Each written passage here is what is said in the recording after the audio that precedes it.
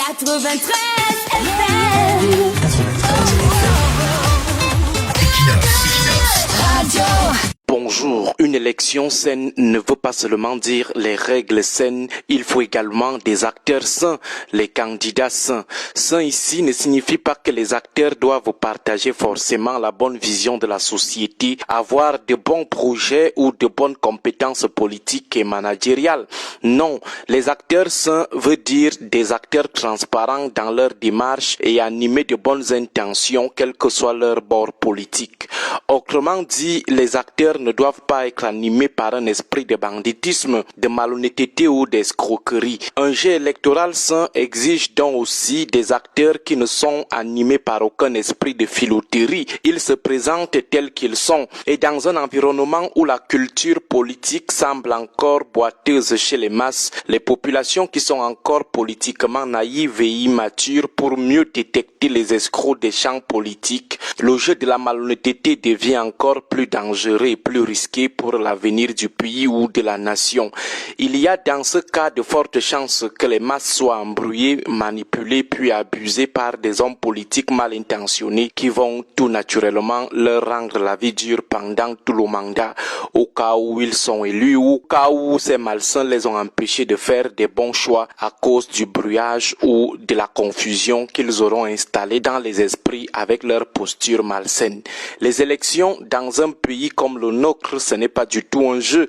Si certains hommes politiques croient que c'est de la flagornerie ou un moment pour eux de venir faire le cinéma pour des raisons inavouées, qu'ils sachent qu'ils se trompent. Les élections, ce n'est pas un jeu, surtout dans un pays qui est quasiment à genoux à cause des gouvernants, des dirigeants, des élus mal élus, qui au moyen des élections pseudo-démocratiques ont décidé de faire main basse sur l'État et les ressources du pays pour les manger seuls. Si le pays est quasiment à genoux aujourd'hui, c'est à cause des élections peu digestes. C'est pendant les élections que le peuple choisit les meilleurs dirigeants et les meilleurs projets pour la société.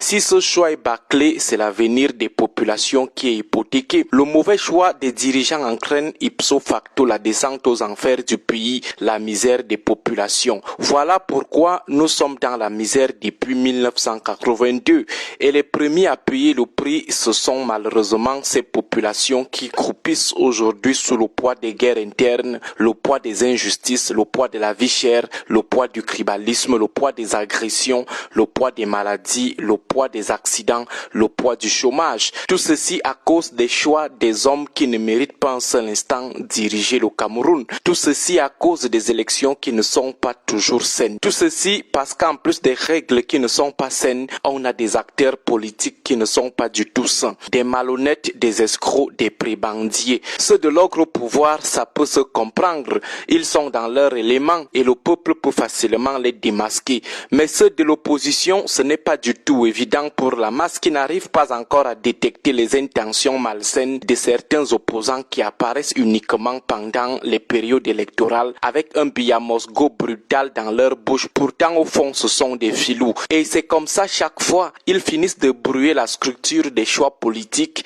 émiettent les voix, font ombrage à la vraie opposition. Après, ils partent calmement attendre la prochaine élection. Entre-temps, c'est le peuple qui paye le prix des mauvais choix des dirigeants provoqués entre autres par ces acteurs de l'opposition malsains. Ceux-là qui font l'affaire de l'ogre dominant actuel qui met le pays à genoux depuis 1982.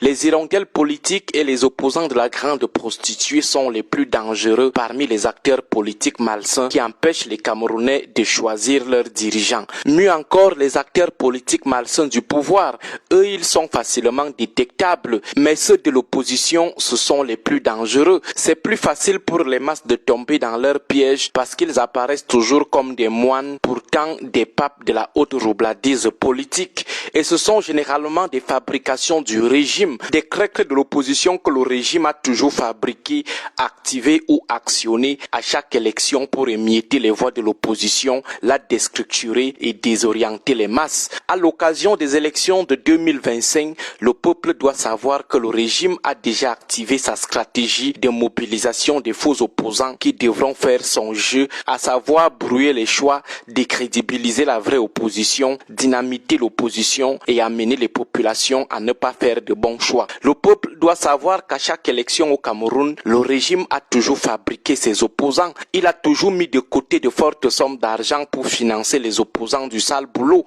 Il a toujours promis des postes juteux à des opposants pour qu'ils jouent les crècres. Valider ses victoires, c'est l'un des sports favoris du régime. Et concernant 2025, le régime a déjà activé sa stratégie gagnante. Et à la fin, c'est le peuple qui risque de payer à nouveau le lourd tribut de ce mauvais jeu, car il risque de se faire entuber à nouveau par les filous et supporter par conséquent pendant d'autres mandats des élus incompétents et mal intentionnés. Et pour éviter cela, il revient à ceux qui sont encore un peu lucides d'attirer l'attention des masses sur le trouble des opposants malsains. C'est le peuple qui finit toujours par subir, et ça fait déjà plus de 42 ans que ça dure, mais il faut que ça s'arrête un jour. Les élections, ce n'est pas un jeu, c'est l'existence des populations qui est engagée. Bon début de semaine à vous tous. 93